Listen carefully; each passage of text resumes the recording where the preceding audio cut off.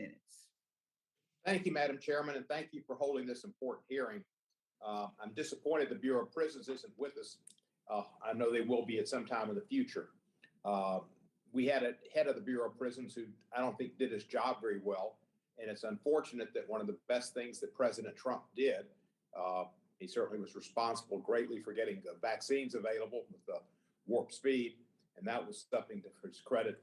But he also got this bill passed. He with the work of Mr. Kushner and Hakeem Jeffries and others.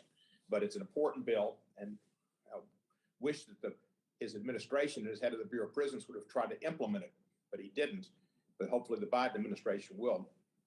There's an individual I've been in touch with, Michael Cohen, who was an attorney for Mr. Trump, who has been incarcerated.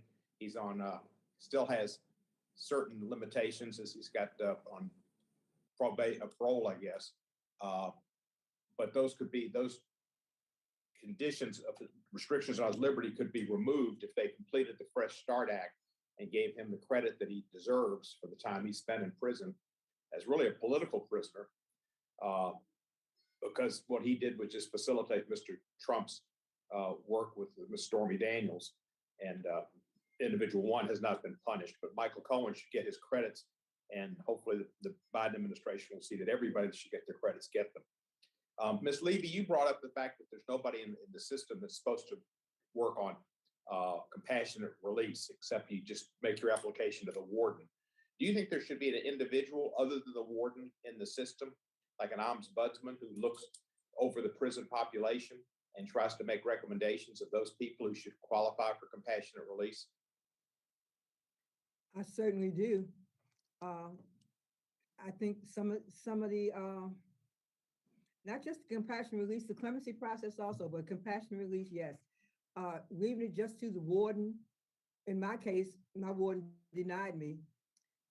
No, I'm sorry. In my case, my warden took over 30 days, and I was able to avail myself of that privilege that since she didn't respond in 30 days, I was able to put an application in for compassionate release on my own through my attorney on the 31st day, which subsequently was denied. And but yes, there should be an ombudsman. There should be maybe a committee, a council, or whatever. I don't know what you want to call it, but there should be somebody besides the warden in that institution or outside the institution who would oversee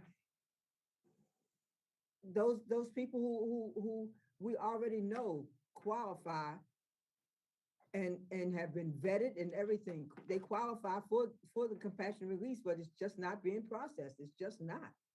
Well, thank you, Ms. Levy. I'm sorry about what happened with you, but I'm happy you're out. I appreciate your testifying, and I know that the chairwoman will look into that. And I hope that if she does look into it, I'm sure she will with the staff, I'd like to work with her on that. I've been an advocate for compassionate release for a decade at least, and oftentimes it was not just COVID. It was people who had been incarcerated for a long time and were old as they could be. They didn't have the physical ability to commit a crime anymore, and yet they're still being incarcerated. And those people should be released for compassionate reasons and for economic reasons, because there's no reason for us to be housing those people. So that's something we need to do. Ms. Goodwin, what implications do these failings in the Bureau of Prisons that they've had in implementing the First Step Act have for those in federal custody, and what lessons should the current administration learn? Thank you, Congressman. So the work that we are currently doing, looking at inmates' needs and risk assessment and how the Bureau of Prisons is implementing that particular requirement under the First Step Act, that work is ongoing. And so as we get closer to having, preliminary findings or anything, my team, we can certainly circle back to you to share some of that information. But for us right now, the work that we have is too early for me to be able to provide some substantive data or information. Well, thank you. Hopefully the Biden administration will appoint a progressive-minded head of the Bureau of Prisons so that we don't have problems like we had with this past chief who didn't do his job and let the First Step Act languish. Ms. Guernsey, what role can the Bureau of Prisons play in criminal justice reform, particularly given the authorities it has under the CARES Act and the First Step Act? And I think those two things are exactly right. They have two really important tools for decarceration. And we know that decarceration is good for penological purposes and public health purposes. So more standardized processes and procedures for compassionate release and expanded use of both compassionate release and CARES Act home confinement are incredibly important for us to move forward past an era of mass incarceration. Well, I want to thank everybody and all the witnesses for testifying. And I want to, it's been wonderful listening to my Republican colleagues. Byproduct of January 6th is we've got some new allies in trying to get prison reform.